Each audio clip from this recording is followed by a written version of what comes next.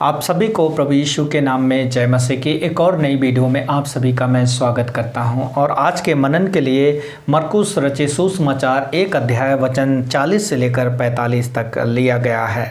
मेरे भाई और बहन, जब भी कोई इंसान परमेश्वर के करीब में जाता है और प्रार्थना करने जाता है तो बहुत सी एक लंबी लिस्ट जैसे लेकर जाता है और उसके मन में बहुत से विचार आते हैं कि परमेश्वर मेरे लिए ये कर दे, वो कर दे। बहुत से ऐसी प्रार्थनाओं को करते हैं। लेकिन यहाँ पर हम एक व्यक्ति के बारे में अर्थात उस कोढ़ी व्यक्ति के जीवन से कुछ सीखने की कोशिश करेंगे कि ये भी प्रभु के पास आया, लेकिन इसने कौन से ऐसे शब्द बोले जो मुझे बहुत ज़्यादा प्रभावित किए और मैंने चाहा कि मैं आप लोगों के साथ में शेयर करूँ। यहाँ इस प्रकार से है, एक कोढ़ी उसके पास आया अर्थात यीशु मसीह के पास आया। उसने विनती की और उसके सामने घुटने टेक कर उससे कहा, यदि तू चाहे तो मुझे शुद्ध कर सकता है। कोढ़ी व्यक्ति यीशु मसीह के पास आकर ये कहता है, प्रभु यदि तू चाहे तो मुझे शुद्ध कर सकता है। यदि आप कोढ़ियों की कंडीशन जानने की कोशिश करें तो कोढ़ियों को उसके अपने लोग, सोसाइटी के लोग उन्हें दूर जंगलों की तरफ छोड़ देते थे। उनका कोई हाल और चाल नहीं पूछा जा सकता था। उनको कोई खाने पीने की ऐसी व्यवस्था नहीं थी और इस प्रकार की जिंदगियों में वो रात दिन गुजार रहे थे। ना जाने कितने बार वो रोए होंगे, ना जाने कितनी बार तन्हाइयों का सामना किया हो, ना जाने कितने बार अकेलेपन का उन्होंने सामना किया होगा। और इस प्रकार की ज़िंदगी जीते जीते न जाने कितने साल लोगों को हो जाते होंगे। और तब यहाँ पर यही एक कोढ़ी प्रभु के पास आता है। जब कोई कोढ़ी व्यक्ति परमेश्वर के पास जाएगा तो आप सोचिए उसके मन में क्या इच्छा होगी। सबसे पहली इच्छा कि मैं इस कोढ़ की बीमारी से ठीक हो जाऊं। लेकिन इस कोढ़ी के शब्द ने मुझे हिला दिया और सोचने पर मजबूर कर दिया। इस कोढ़ी ने कहा, यदि तू चाहे तो मुझे अच्छा कर सकता है। और प्रभु यीशु मसीह ने कहा 41 वचन में, उसने उस पर तरस खाकर हाथ बढ़ाया और उसे छूकर कहा, मैं चाहता हूँ शुद्ध हो जा। यहाँ पर प्रभु यीशु मसीह ने उस पर तरस खाया। जब हम प्रार्थना के लिए जाते हैं, जब भी हम प्रार्थना के बारे में हमारा विचार आता है तो सबसे पहले हम अपने सपनों के लेकर जाते हैं, अपने सपनों का ढेर लेके जाते हैं। प्रभु मेरा ये कर दे, वो कर दे, बच्चे, नौकरी, ये वो सब कुछ। बहुत कम गिने चुने लोग होते हैं जो कहते हैं, प्रभु मेरी जीवन से तेरी इच्छा पूरी होने पाए। ये व्यक्ति जो परेशान है, जो टूटा है, जो हताश है, कह सकता था प्रभु मुझे इस कोढ़ से अच्छा कर दे, और प्रभु यीशु मसीह कर भी देते। लेकिन इसने अपनी इच्छा को पीछे रखा, प्रभु की इच्छा को आगे रखा और कहा, यदि तू चाहता है तो मुझे इस कोढ़ की बीमारी से आज़ाद कर दे। और प्रभु ने वाकई में तरस खाया। इसलिए मेरे भाई और बहन, जब भी हम प्रभु के चरणों में जाते हैं, इसलिए मत जाओ कि मुझे ये चाहिए, वो चाहिए। इसलिए जाओ कि प्रभु मुझे तुझे से सुनना है। इसलिए प्रभु के पास जाएं कि प्रभु आज आप मुझसे क्या कहना चाहते हैं, प्रभु तेरी इच्छा मेरे जीवन के लिए क्या है।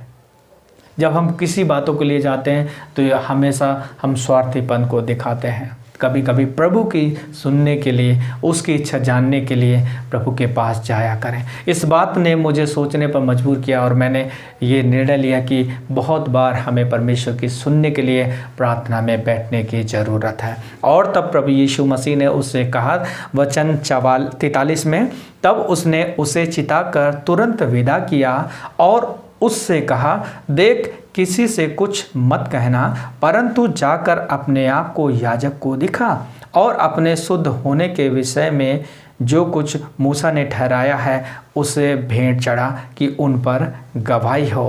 प्रभु यीशु मसीह ने यहाँ पर उसे कहा, डोंट शेयर एनीवन, किसी के साथ ना कहें, बल्कि जो मूसा ने व्यवस्था में ठहराई है उसके अनुसार से याजकों के पास में चढ़ावा लेकर जाए, ताकि उन तक भी ये मैसेज पहुँचे, उन तक भी वो संदेश को पहुँचे। यहाँ प्रभु यीशु मसीह क्या चाह रहे हैं कि उसने जो अद्भुत काम किया है उसके द्वारा लोगों की ज़िंदगी में वो गवाही का काम बने। अर्थात प्रभु यीशु मसीह ने उसे रोका कि आप किसी से ना करें। क्यों? क्योंकि परमेश्वर प्रभु यीशु मसीह अपनी पब्लिसिटी के लिए नहीं, अपना बड़ा नाम और रुतबे के लिए नहीं, वो तो एक सेवा करने आए थे। तो इस कोढ़ी की ज़िंदगी से हम सीखते हैं केवल अपनी ही मर्जी और अपनी ही इच्छा आगे ना रखें, बल्कि परमेश्वर की इच्छा जानने की कोशिश करें। और प्रभु यीशु मसीह के लाइफ से हम ये सीखते हैं कि प्रभु यीशु मसीह अपने नेम और फेम के लिए नहीं, बल्कि सेवा करने आए थे। और हम जो प्रभु के बच्चे हैं, बेटी और बेटा हैं, हमें भी एक सेवक के समान, एक सेविका के समान अपनी ज़िंदगी को गुजारना चाहिए। और आगे लिखा है वचन 45 में, परंतु वह बाहर जाकर इस बात का बहुत प्रचार करने और यहाँ तक फैलाने लगा कि यीशु फिर खुल्लम खुल्ला नगर में न जा सका, परंतु बाहर जंगली स्थानों में रहा और चारों ओर से लोग उसके पास आते रहे।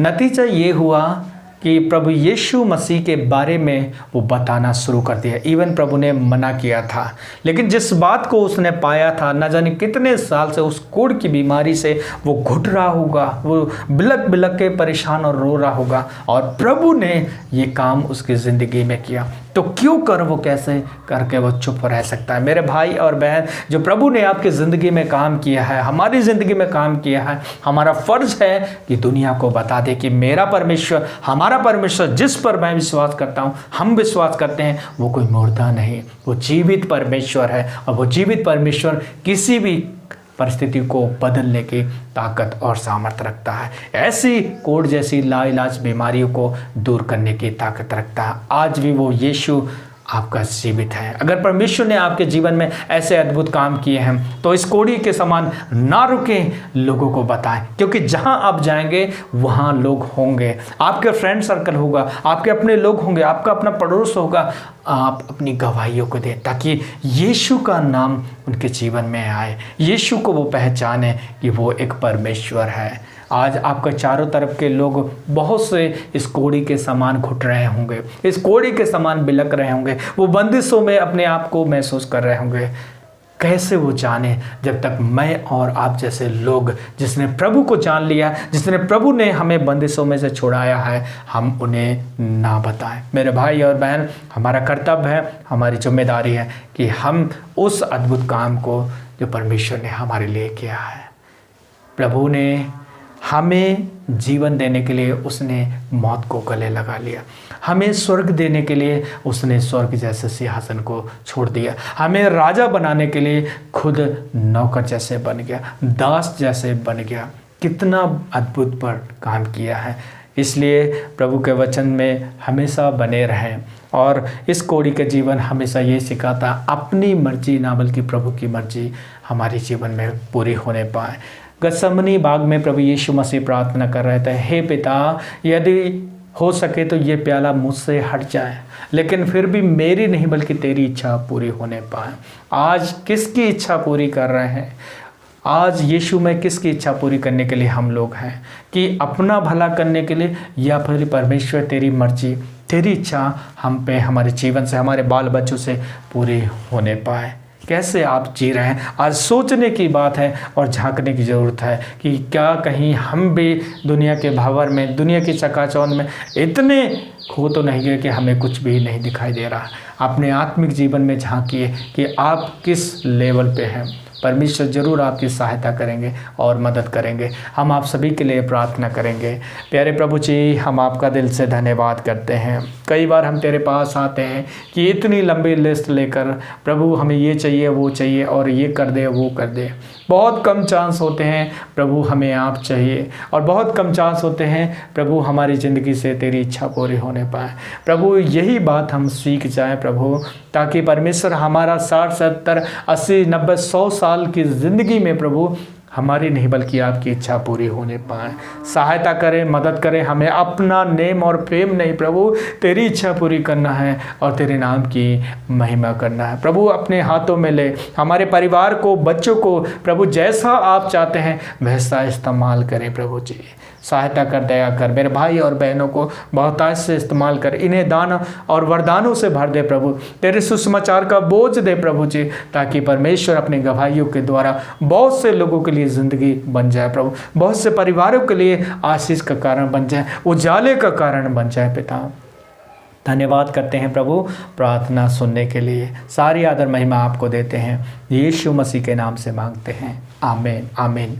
प्रभु आप सभी को आशीष दे। इसी प्रकार की वीडियो देखने के लिए आप हमारे चैनल के साथ बने रहें और मिलेंगे अगले नई वीडियो में। तब तक के लिए आप अपना ढेर सारा ख्याल रखें। प्रभु आप सभी को आशीष दें। जय मसीह की।